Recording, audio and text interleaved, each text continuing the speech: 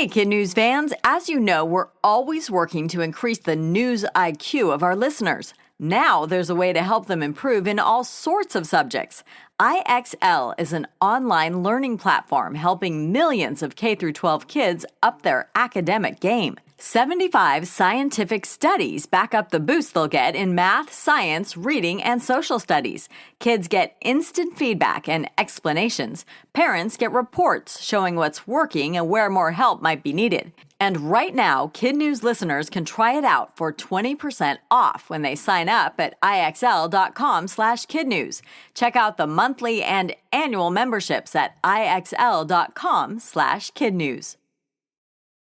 Good morning and welcome to KidNuz. I'm Tori. Today is Monday, October 14th, 2024. Depending on where you live, it could be Columbus Day or Indigenous Peoples Day. And that's where we begin with the debate on what to call this particular holiday. For nearly 100 years, the second Monday in October was named for Christopher Columbus, the Italian explorer who sailed from Europe to the Americas in 1492. But when historians dug up disturbing details about how he and other colonizers treated those who were here first, a push began to strip his name from the holiday and give the honor to Native Americans, also known as indigenous people.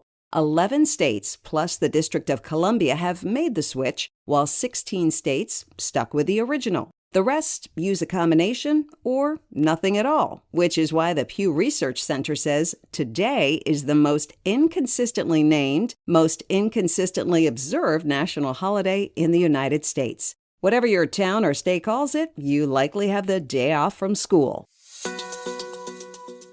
Two exciting stories in space news. At noon today, NASA heads to Jupiter. It's sending an unmanned spacecraft on a 5-year journey to Europa, one of Jupiter's 95 known moons, and one that scientists believe has an 80-mile deep ocean hidden beneath a thick layer of ice. The mission? To find out if it has the potential to support life. And yesterday, SpaceX made a historic catch. Its Super Heavy rocket blasted off from southern Texas. Then, minutes later, engineers ordered it back to the launch pad. On command, the enormous flaming booster section turned around, slowed, and successfully lowered itself between two massive mechanical arms, nicknamed Mechazilla.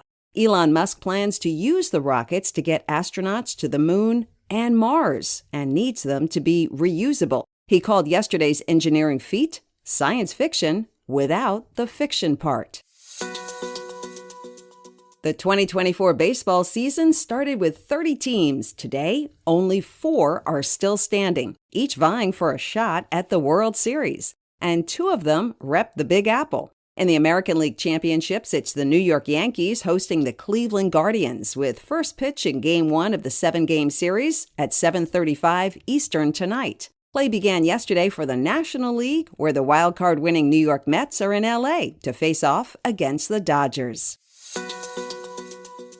Progress is slow but being made in the double-barreled aftermath of Hurricanes Milton and Helene. Dry, sunny skies in Florida are allowing for the start of cleanup, but power remains out to about 1 million residents, and nearly a third of all gas stations in the Tampa-St. Pete area are still closed, either because they don't have electricity or they don't have gas. Those that do have lines that stretch a half-mile long. President Biden took an aerial tour of the damage yesterday. On Saturday, he approved an emergency declaration that frees up government money for hard-hit storm victims. He said more than 250,000 Floridians immediately registered for help, the most in a single day ever in the U.S.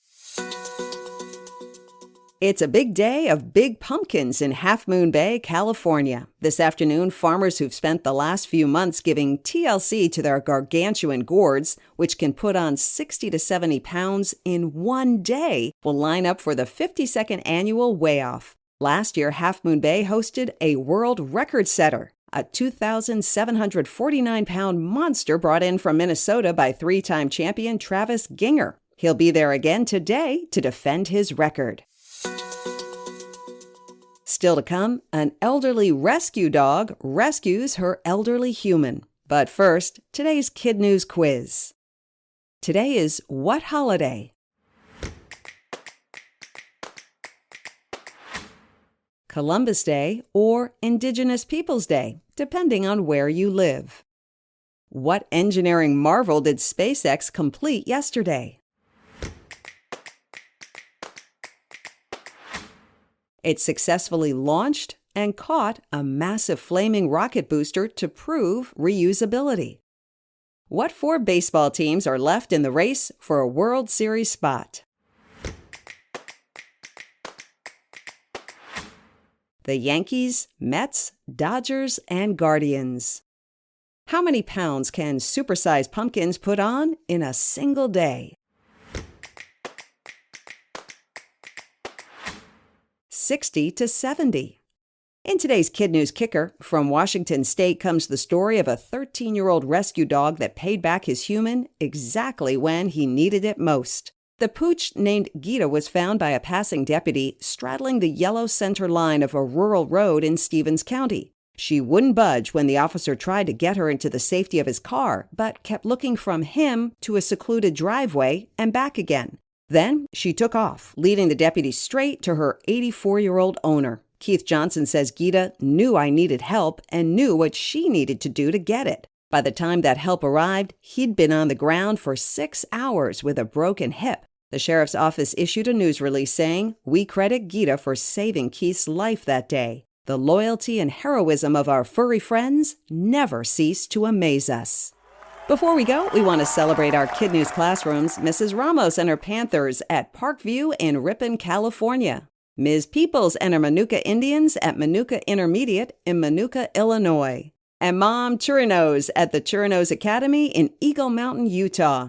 Thanks for listening. A friendly reminder that KidNuz is a nonprofit that survives and thrives on donations. Please consider supporting us on our website, kidnuz.org. All contributions to fun, fresh KidNuz news are tax deductible. Have a great day. We'll see you back here for more KidNuz tomorrow morning.